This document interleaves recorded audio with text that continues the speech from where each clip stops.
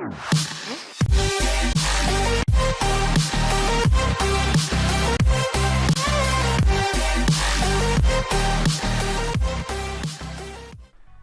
back to the Thepichubros. Today I've got the semi-finals game of the World Showdown Series. Now this game was pretty, it got me pumped. It got me really pumped. I played it right as I woke up, so I'm sorry that it's actually a post-com, not live. I couldn't really do anything about that. But right before we get into the replay, kind of want to show my team because I didn't release a team prep video. So I thought probably should talk about my team. Feel free to skip until the battle if you really want. But yeah, just for those people who are curious, I'm going to just be telling you guys my team.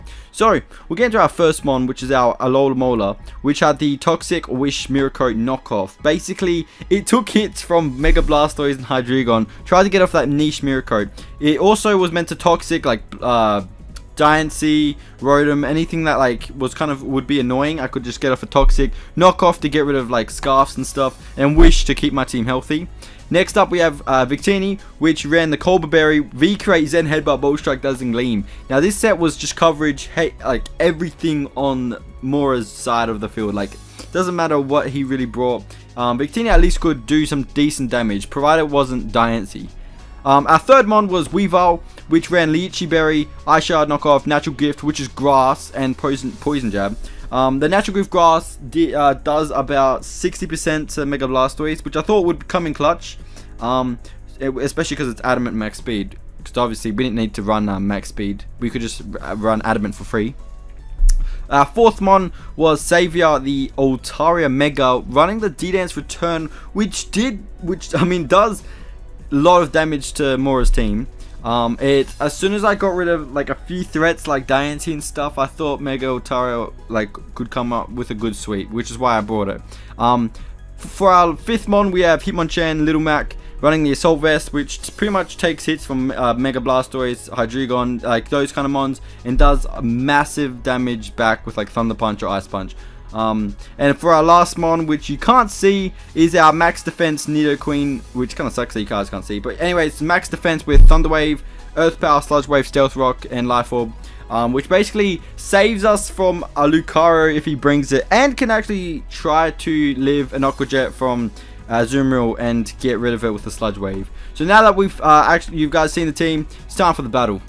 Alright, so we're at the replay, and when I saw the team preview right now, I could tell you guys that I thought of two things. I was like, alright, one, he didn't bring the Mega Blastoise, which is like, I was like, are you insane, Mora? Because my prep was majorly meant to counter Mega Blastoise. Like, without Mega Blastoise there, my Lychee Berry on Weavile was, I mean, it does damage against like Azumarill and Diancie, but it kind of threw me off. It really threw me off. My Alola didn't really have a counter to anyone.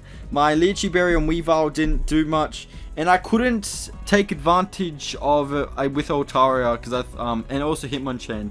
So instantly I was like, wow, he didn't bring the Mega Blastoise. And secondly, I saw that he brought Azumarill and a Lucario, and I knew, I was like, damn, I'm kind of screwed, because I know that if Azumarill gets up a belly drum, it's game over. And if Lucario sets up an SD, it's game over. Like, I was like, alright, so I gotta pretty much have to make sure that we try to keep them from setting up. So what I decided to do was, because he didn't have a Rapid Spinner with Mega Blastoise, it was time to lead Nidoqueen, and let's start this game. So I lead Nidoking. I mean, he leads Nidoking. We pretty much both knew that we couldn't risk the turn 1 KO. So we both switched out. I didn't want to get discharged and paralyzed like last time, so I thought Miracle was the play. But I had to switch into Nidoqueen because I couldn't let him set up an SD for free. He ends up going for a sub. I just stay in Earth Power. I need to get rid of that sub ASAP. I kind of easily predicted this Rotom switch in, so I decided to get up my Stealth Rocks. They're there to stay. I can't do much to this Rotom, so I decided to go into my Alola. He brings a Reflect Rotom, which is kind of annoying. But I decided to Wish, because I know he's not going to Mirror Coat, and I kind of wanted to see what he's going to do. I just clicked Knockoff, because I know he's not going to attack me just yet. So I decided to kind of stall out this Rotom for a little bit. He decides to go for the Hex. I just fire off another Wish, because this guy can't do much to me. I know he's not going to go for the Hex, so I thought it was the perfect time just to fire off that Toxic. I was kind of wanting him to sack his Rotom to a Hex. That way Nidoqueen can do some damage. But he actually decides to go for another Reflect as I go for the Wish. So my Alola is just kind of just being a wall right now. He decides to go straight into Lucario now, and I'm like, crap. So I go back into Nidoqueen because I kind of predicted that. Because I'm a bit like, I love to predict my enemies. But this is where it kind of goes downhill. I Earth Power the Rotom, and I was like, okay, shit. And then he Pain Splits my Alola, and I'm like, okay. So we just got predicted twice in a row, and then I'm kind of forced to heal back my team. I decided to Wish again.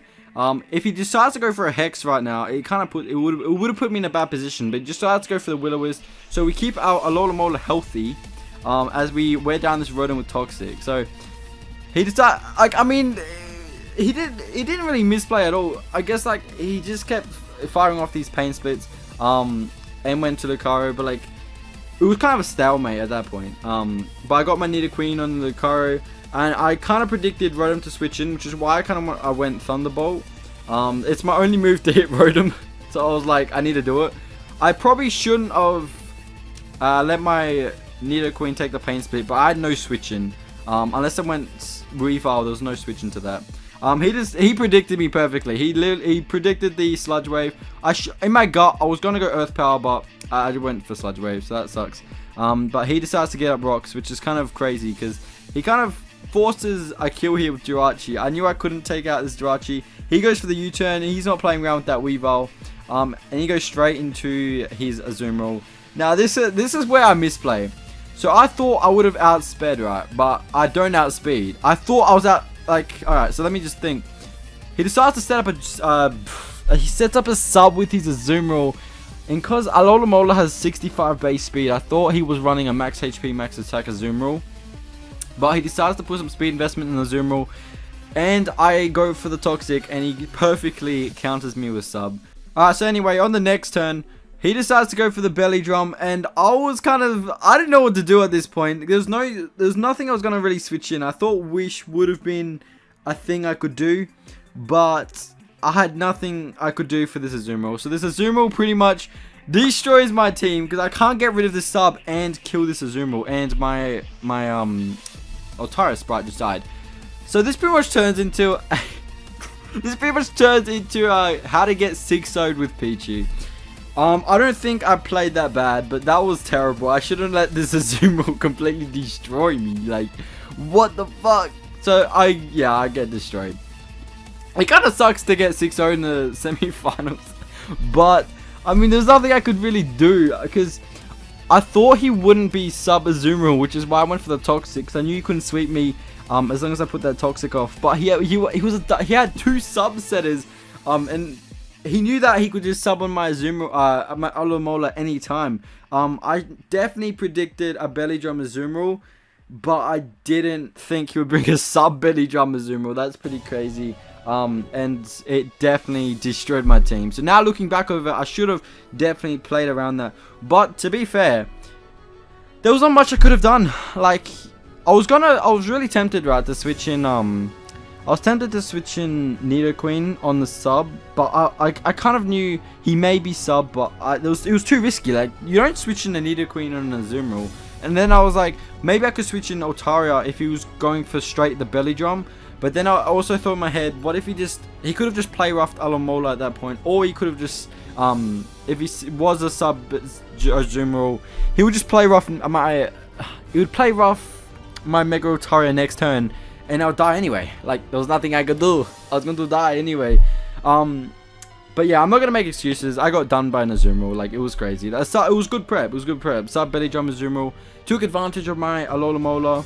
And made it set up fodder, and I got basically destroyed. So well done to Mora. It kind of sucks to, it does suck to get 6-0'd. I definitely, like, for the rest of the day, I was mentally destroyed. I definitely hate Azumarill now. Stuff Azumarill, but it's fine. It's fine. There's nothing much I could do. I'm not gonna beat myself up over it. So unfortunately, that's how our season finishes. We're not going to get to the finals, which is unfortunate. But hopefully next season we come back strong, and that's going to be it. Anyway, sorry guys, we got destroyed, but that's how it is, and I'll see you guys next time. Peace.